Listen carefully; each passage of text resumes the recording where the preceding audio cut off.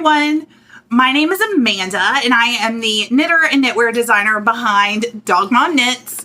I have a little friend that wants to join me. This is Finley, 1/3 of our dogs. We also have Bandit and Copper, and I live with my husband Sean.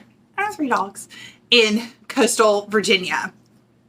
I started knitting in 2012, in December of 2012, but I didn't knit my first pair of socks until 2014 when my best friend Jenny offered to teach me how to knit socks. I was very intimidated and I loved the idea of having somebody kind of walking me through the process. And so she taught me how to knit socks in 2014. I knit the first sock in 2014 and the second sock in 2015. So they are 2 completely different gauges and 2 completely different sizes, but they're still my first pair of socks and I loved them. Since then, I have knit 30 pairs of socks and I have 8 currently on the needles. Over the course of the years that I have knit socks, I have come up with some tips and tricks, things that work for me to make knitting socks a little bit easier, a little bit more, I don't know, fluid, easier. That might just be the word that I'm going with. And I wanted to share those with you. So here are 10 tips for knitting socks.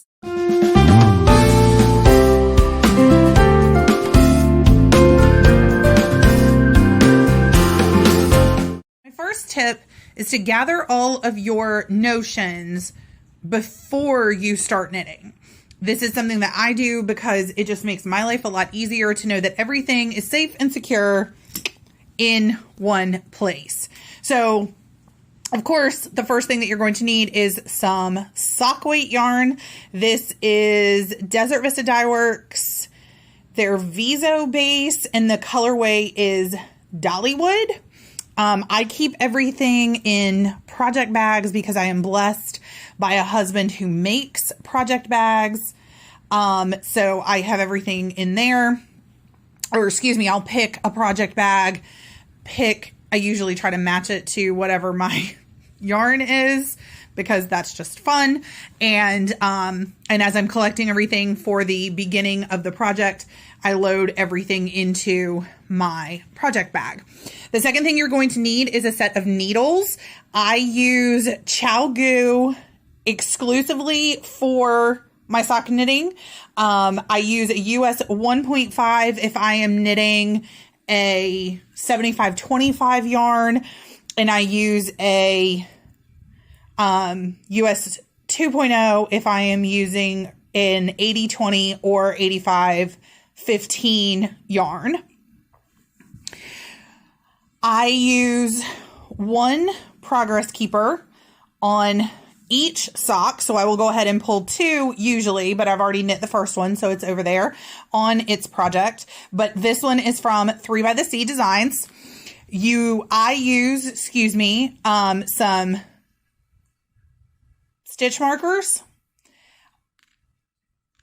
a bunch of light bulb stitch markers.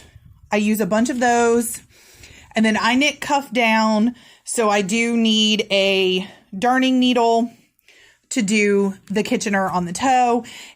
I will link this below, but the Crazy Sock Lady has these tins in her shop, and they come with light bulb stitch markers, the regular stitch markers, and the darning needle, and I absolutely love it. Love these tins. I have one in pretty much every sock bag. So I just put everything in here that I need. Oops, runaway stitch marker. Put everything in here that I need. Screw on the lid. I drop it in my bag. And now my sock project is ready to go.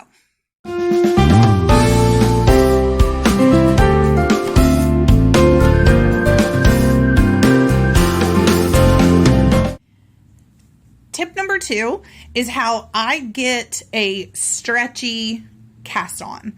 So for this, you are obviously going to need the yarn that you're going to make your socks out of, the needles that you're going to knit on, and then I use a progress keeper while I am casting on, because I'm an English teacher, not a math teacher. And so the less times I have to count something, the better my life is. So I have already finished one of these socks for this pattern. So this is the first one. And I want to show you, like, this is my cast on. I am an incredibly tight knitter. I typically have to go up 2 or 3 needle sizes from what's recommended in a pattern. But I can get a super stretchy cast on using this method. So for me, what I do is I cast on over both needles. So it's a long tail cast on, a very, the traditional long tail cast on, but instead of just doing it over one needle, I do it over the 2 needles together. And there are a few different YouTube tutorials, but I'll go ahead and show you here how I do this. So let me measure my yarn. Try to get an estimation, make a slip knot. Okay, so typical long tail cast on, you would insert one needle, tighten up your stitch, and start casting on. But for this stretchy cast on, you put 2 needles, you put the 2 needles next to each other. My cord is over here. You put 2 needles next to each other, hold on to that stitch, tighten it up. Sorry, I had it really wide. And so you're going to do your regular long tail cast on, but instead of doing it over 1 needle, you're going to do it over 2. So I put my finger here. I've got my yarn slingshot and I just cast on.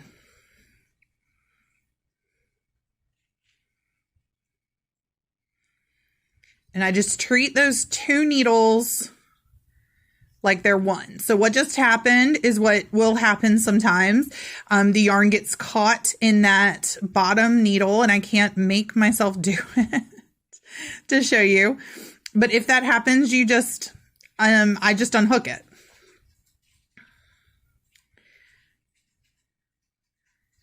So again, it's that same long tail cast on that we all know and love. Just over 2 needles. So it is, for me, much stretchier. So my socks, I knit 64 stitches. So because I knit magic loop, I need to knit, I need to have 32 stitches on the first needle and 32 stitches on the second needle. And so what I used to do is I would just cast on a ton of stitches and then I'd have to stop and count and then I'd have to stop and count again and then I'd have to stop and count again until I got to 64 and then I'd have to count, and then I'd have to count to 32 a bunch of times. And as I said, I am not a math teacher because numbers and I are not friends. So I came up with this idea as a way to help limit the amount of times I have to count. So normally I would be counting, but I have been talking to you guys and I have not mastered that ability yet. So let me count real quick. 2, 4, 6, 8, 10, 12, 14, 16, 18, 22, 4, 6, 8, 10, 11. Wow. That's amazing. So that is 32 stitches. And what I'm going to do is I'm going to take my progress keeper and I'm going to hook it over both needles.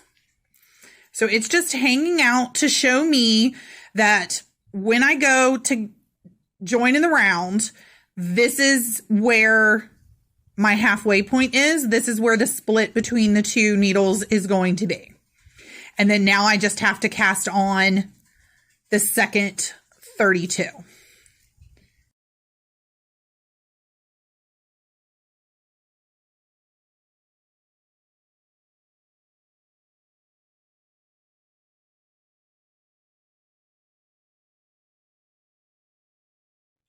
Okay, so I have 64 stitches cast on. 32 stitches, progress keeper, 32 stitches.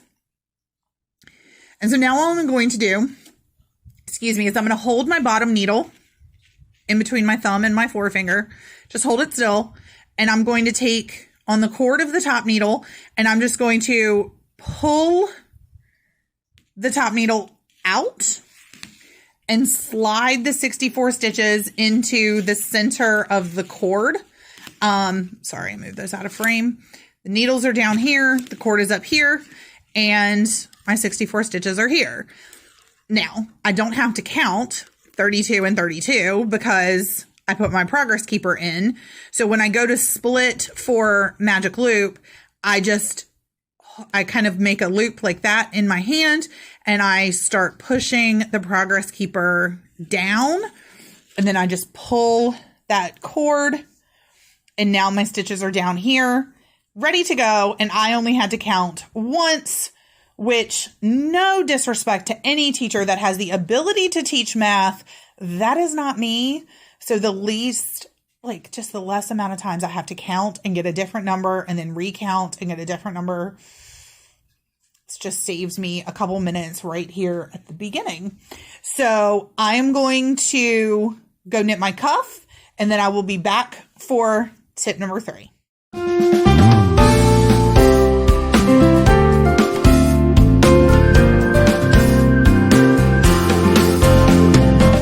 Tip number 3 is how I transition from knitting my cuff to knitting the leg of my sock. So as you can see, I have knit the cuff. I did a 2x2 rib for 15 rows. I usually just do 15 rows because I don't really like knitting ribbing. I don't like purling, so I tend to do my ribbing only at 15 rows. And I have done 1 row of the leg, and that's because I want to show you guys how I mark the start of my leg. So I have my progress keeper, and I am going to hook this into the first row below the needles. So the needles stitches, the stitches that are on the needles, this is the first round of the leg. So I'm marking the stitch below, which shows me where my cuff starts. So as I begin to count my leg rows, I know that this row is the first one I need to count. And I'll show you the sock that I knit already in this colorway. And you can see that I use this is what the light bulb stitch markers are for. I use the Crazy Sock Lady technique of, putting a light bulb stitch marker every 10 rounds so that I can easily count the stitches, count the rows of my sock, and, not have to do a lot of recounting, and I can make sure that both socks match. So I'm going to go knit the leg of my sock, and then I'll be back to give you some tips on the heel.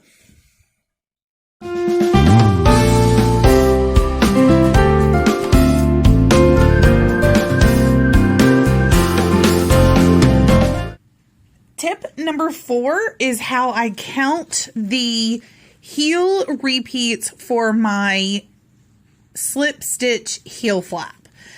So for a long time after I started knitting socks, this was really hard for me. I'm not sure why. I just had a really hard time figuring out where I was supposed to start counting and how many repeats I had done. So I started using a light bulb stitch marker to mark the first row of slipped stitches. So this is the first row that slip 1, knit 1, and then you purl back, and then you slip 1, knit 1, you purl back, and you do that 16 times.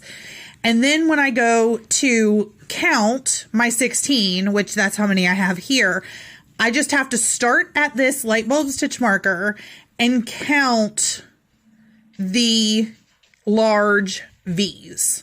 And I'm looking for 16 large V's, which means that I have 32 sets of, I have 16 sets of the 2-row repeat that I need to have.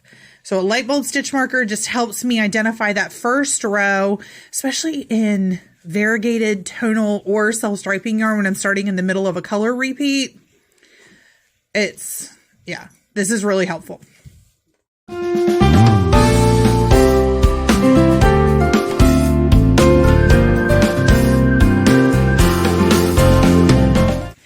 I have finished the cuff, the leg, and the heel of my sock. So now it is time for tip number 5, which is how I mark the start of my foot stitches for when I'm counting using the Crazy Sock Ladies technique. So this progress keeper that was marking the end of my cuff so that I could count the leg stitches, I don't really need that down here anymore. So I'm going to unhook it. I did 1 row of the leg so far. So that's the row that's on the needles right now, these purple stitches. So I am going to take my progress keeper and I'm going to hook it to the last row of the leg. So the last row I knit before I started the heel, which for me is this last row of blue stitches. And now I have a marker for the beginning of the leg, or excuse me, the beginning of the foot, to make it easy to keep counting and marking as the Crazy Sock Lady taught me.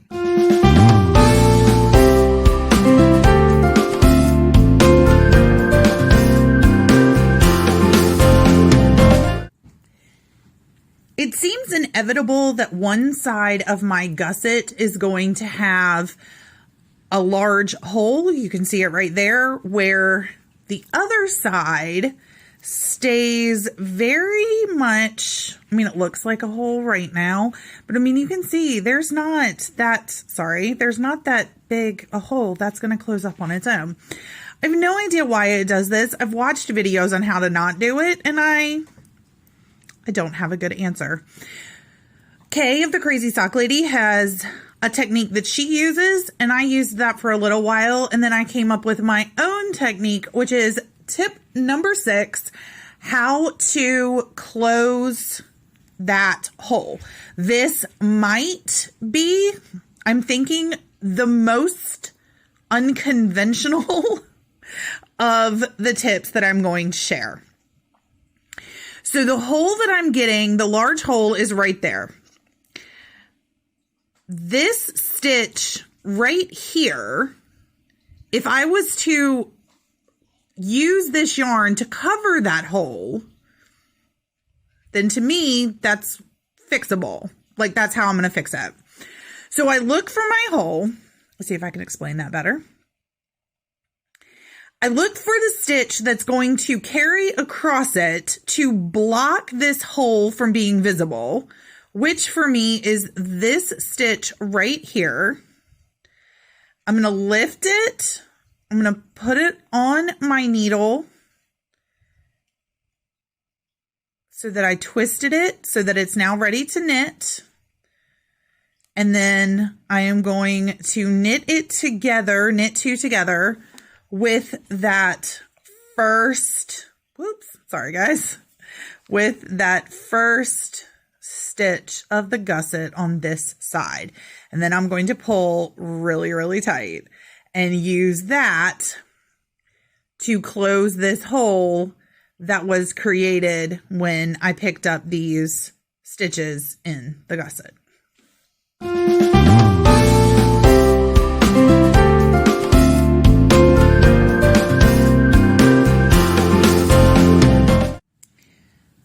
I have a hard time reading my knitting.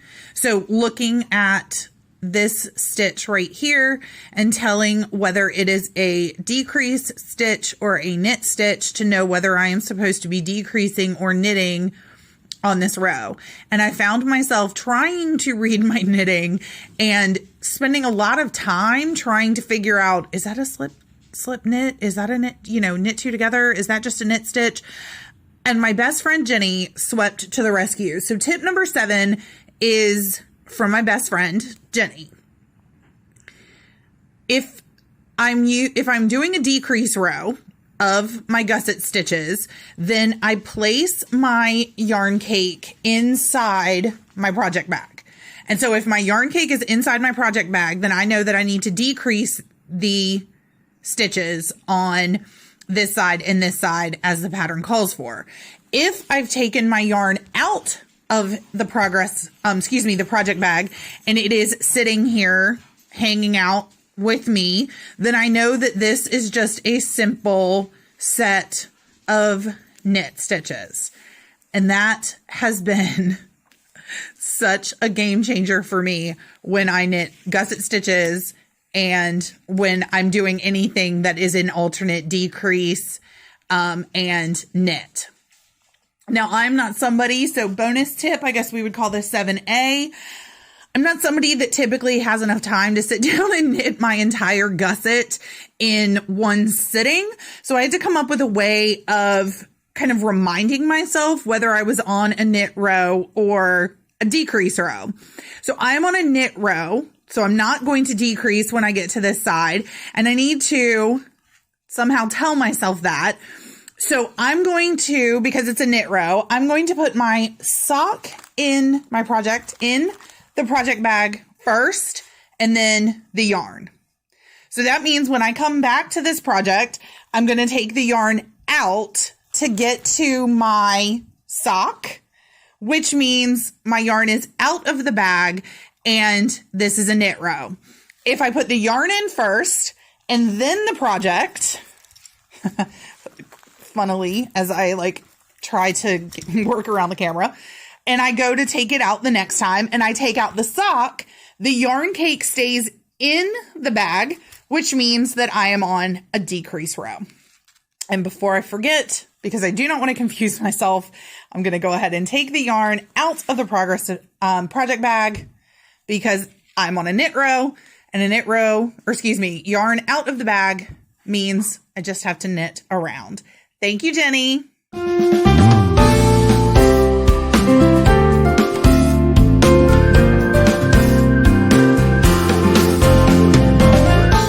So now that I have finished the foot of my sock, it is time for tip number 8, which is use a sock ruler to measure your sock.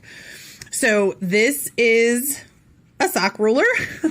I bought it on the Crazy Sock Lady Co. So the crazysockladyco.com, I believe. I will have her shop linked below. And I love this. So the way you use it is you tuck the rounded part of the sock ruler into the heel of your sock. So just like that, where it's not like super tight, but it fits. And then you just roll down the yarn until you see how long it is. You don't want to pull it, because if you pull it like that, that's how tight your sock will be on you. And nobody likes tight socks. So I usually tap it, hold it down, and I can see that I am at the exact point where I am ready to start the toe. So what I did on my sock ruler is I marked where I stopped for myself and for my dad, for my best friend, for my husband, and for my mom. So that way they don't have to try on the socks every time. I know that when I get to 8 1/4 inches, I'm ready to start the toe for me and my dad, etc. So sock ruler, super, super helpful for measuring the foot of your sock.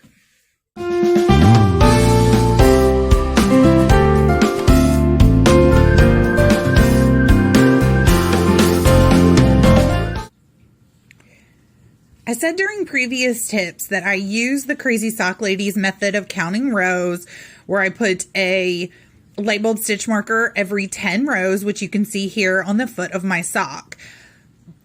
But when I get to the toe of my sock, I go by the measurement on the sock ruler, not by whether I got to a number divisible by 10. But I just did the first row of my toe, and I always mark the last row of my leg of my foot with a stitch marker, so that when I go back to knit the second sock, I'm not trying to figure out where the toe started, which was the first row of decreases, what was the last row of straight knitting. I know that though this is only 7 rows, I need to knit my 70 plus 7 for this pair of socks. So I always put a light bulb stitch marker on that last row of my foot so I can make the 2 socks match. Also, as you knit the toe, don't forget the same trick for the heel will work for the toe. If the yarn is out of the project bag, it is a niche row, and if it is inside the project bag, it's a decrease row.